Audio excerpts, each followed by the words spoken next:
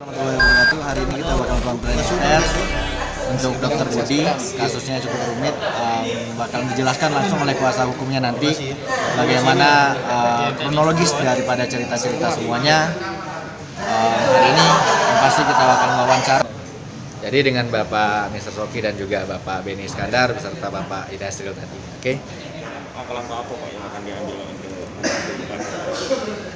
Oh ya, tentu kita sangat berharap apa yang menjadi keinginan Pak Dokter ini yaitu disambut oleh saya. Karena kalau dari keterangan beliau ini kan perjuangan panjang. Masih sepihak, kita kan mendengar daripada Budi sendiri kan, ya kan? Dia bercerita dan apa yang dia lakukan sebenarnya itu sudah benar.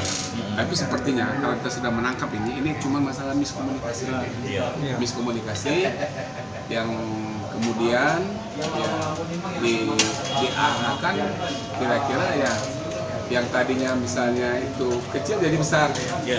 Itulah makanya saya patut diduga palsu itu karena materinya itu salah, tidak sesuai dengan apa yang ada.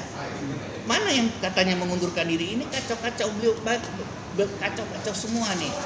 Yang tadinya sudah jelas jadi kabur. Nah kita akan coba ini kita benar-benar kita telusuri dan kita mencoba untuk meluruskan. Dan juga kita sebagai pihak dari Pak Budi kita ya konsisten tetap sebagai pihak itu ya mewakili kepentingan hukum dan mencari keadilan.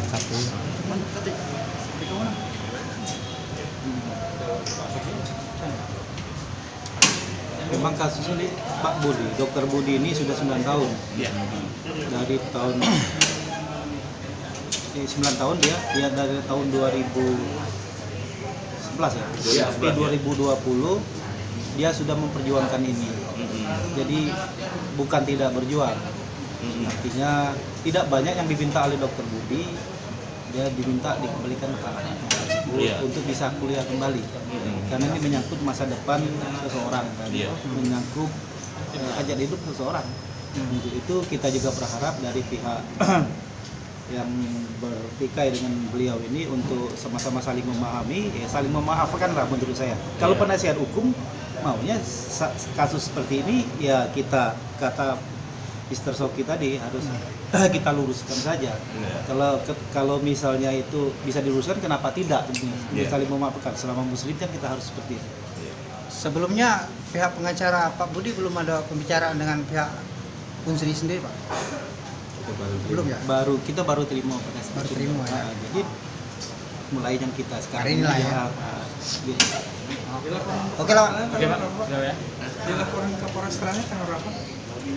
Lapor ke Polres. Ada di Dokter Budi. Lihat saya di Polisian.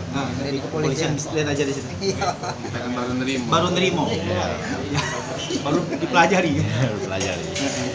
Para itu yang senianan itu dengan rombongan lu itu. Oke. Kamu nanti pulau ada honor apa belum? Jadi kita udah sharing dengan Bapak Mr. Rocky dan juga hukum yang lainnya yang support Bapak Dr. Budi.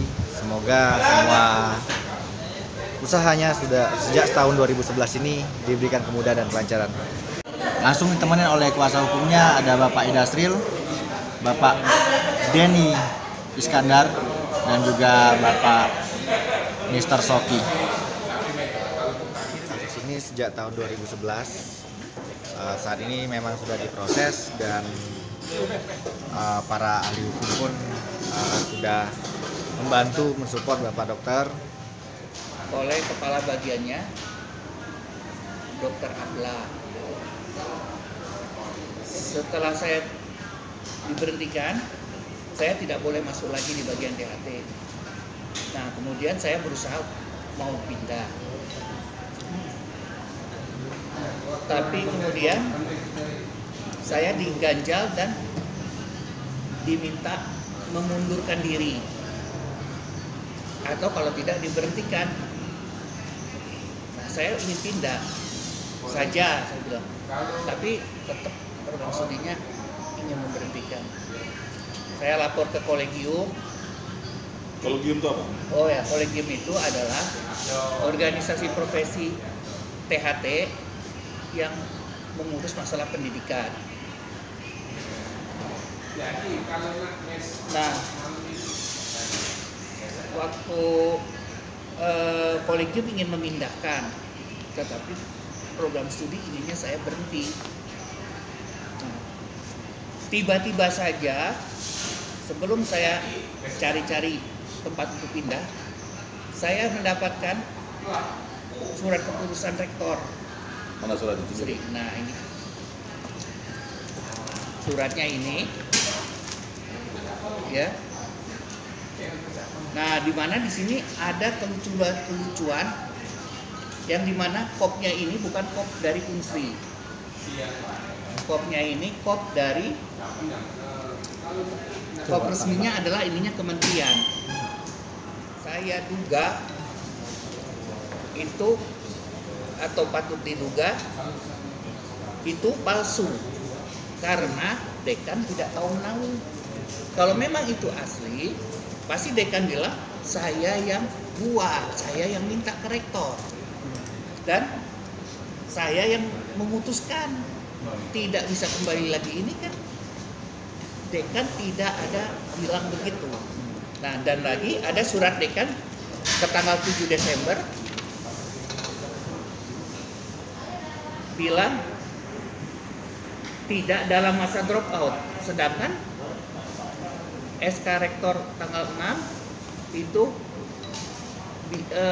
bilangnya tidak bisa kembali lagi, artinya kan drop out. Kok ada surat yang beda begini? Nah, oleh karena itu kami menduga surat itu palsu. Nah, makanya saya patut diduga palsu itu karena materinya itu salah, tidak sesuai dengan apa yang ada.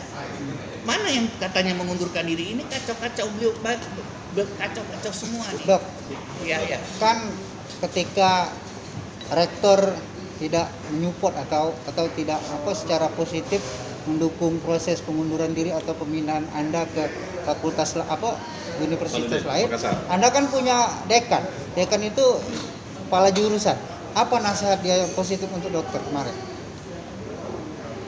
Ya, saya luruskan dulu Ya. Berdasarkan pedoman akademik Ya. yang ada di Unsri itu beda antara orang mau pindah sama orang mau mengundurkan diri. Jadi tidak bisa dicampur aduk. Orang mengundurkan diri pindah, oleh pindah ya pindah. Mengundurkan diri artinya minta berhenti atas kemauan sendiri. Terima kasih rekan-rekan sekalian. Inilah tadi konferensi dari klien kami Pak Budi. Mudah-mudahan ini menjadi catatan kita bersama bahwa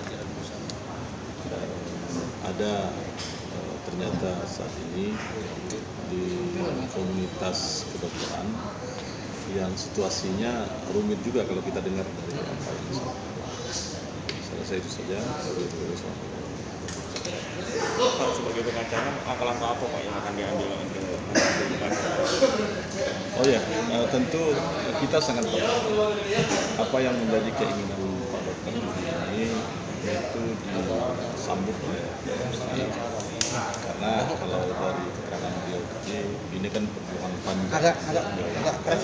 Perjuangan panjang dari tahun berapa Pak Budi ini? Dari Desember 2011. Dari Desember 2011 sampai 2020. Itu Dan beliau terus berjuang. Tentu ini kan perkara ini sudah cukup lama.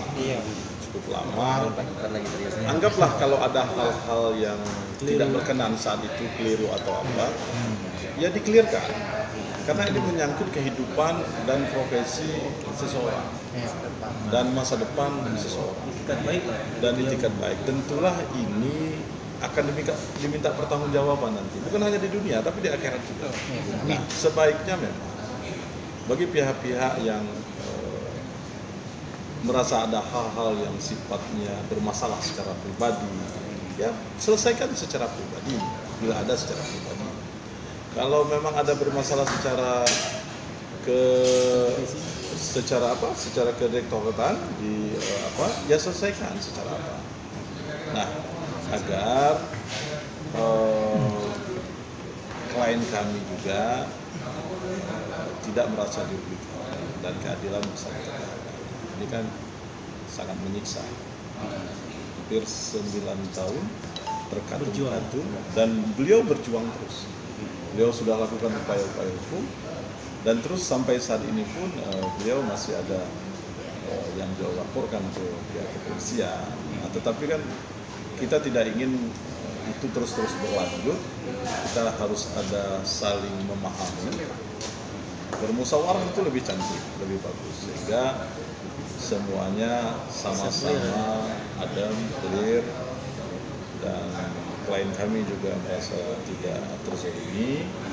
Nah, pihak-pihak yang terkait juga, ya kalau ada kekeliruan ya sama-sama diakui dan kita clearkan secara damai. Kami rasa itu. Pak dokter, ini sudah pernah ditemukan satu meja Pak dengan dokter Alba yang katanya ada perselisihan dengan Bapak itu Pak dari unsur sendiri? Belum Pernah, karena Pak? waktu itu yang datang bukannya dokter Abla, Iya. tapi stafnya. Jadi belum pernah ditemukan Pak. Kalau Bapak ingin Udah. berjumpa dengan Secara resmi belum. belum Pak. Akhirnya sudah layangan surat melalui surat bernyurat aja Pak. Iya. Sejauh ini Pak, progres laporan Bapak ke pihak kepolisian gimana Pak? Ya saya mungkin Ya, sudah ke kepolisian saat ini sedang diproses. Mudah-mudahan dalam waktu dekat ini karena kemarin saya bertemu dengan penyidiknya, Ya. ada beberapa pihak yang akan dipanggil kembali.